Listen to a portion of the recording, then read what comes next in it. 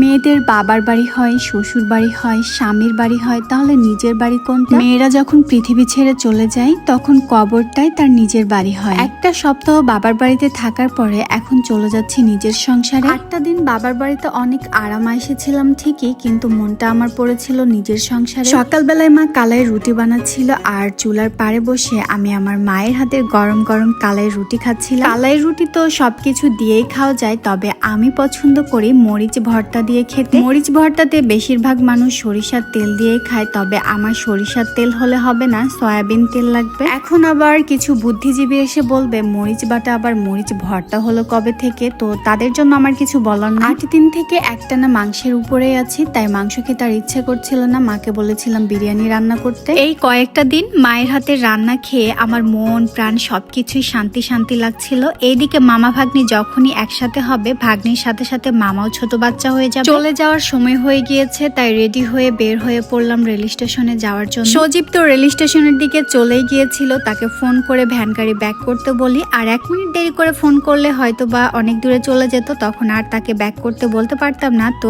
আজকে আমি, সজীব আর সজীবের দাদু একসাথে রাজশাহীতে ঢুকবো। আজকের ট্রেনটা খুবই জোরে চলছিল আর ঝাঁকুনিও দিচ্ছিল, সবাই তো দোল খাচ্ছিল। সবার দোল খাওয়া দেখে বেশ ভালোই লাগছিল, ছোটবেলার কথা মনে পড়ছিল। ট্রেনের উপর থেকে বাইরের ভিউটা মাশাআল্লাহ অনেক সুন্দর লাগে দেখতে, তবে চলন্ত ট্রেনের উপরে বাইরের এত সুন্দর ভিউ ক্যাপচার করার মতো সাহস আমার নাই। এই সুন্দর ভিডিওটা ক্যাপচার করেছে সজীব। আমরা যখন অনার্সের পরীক্ষা দেওয়ার জন্য চাপাই যেতাম, তখন এভাবেও আমরা পড়াশোনা করতে করতে যেতাম। ট্রেনটা চলতে চলতে সন্ধ্যা হয়ে গেল, এইদিকে আমার বাচ্চাটাও ঘুমিয়ে পড়েছে। পাগলিটা আমার ট্রেনে ওঠার কিছুক্ষণ পরে ঘুমিয়ে যায়, আবার ট্রেন থেকে নামার একটু আগে তার ঘুমটা ভেঙে যায়। পুরো রাস্তা তাকে আমি এইভাবেই কোলে করে নিয়ে এসেছি। ট্রেনের উপরে অনেক কিছু বিক্রি করতে দেখা যায়, তবে ফার্স্ট টাইম দেখলাম গামছা বিক্রি করতে। অনেক অকর্মার ঢেকি আছে যারা বিজনেস করার জন্য লোকেশন পায় না, আইডিয়া পায় না। এইদিকে দেখো যে বিজনেস করার, সে সব জায়গাতে বিজনেস করতে পারে। আমি আর দাদু তো একই সিটে বসেছিলাম, দাদুর সাথে অনেক গল্প করে। দাদুর প্রিয় মানুষটি 1.5 বছর হলো তাকে ছেড়ে চলে গিয়েছে, কিন্তু দাদু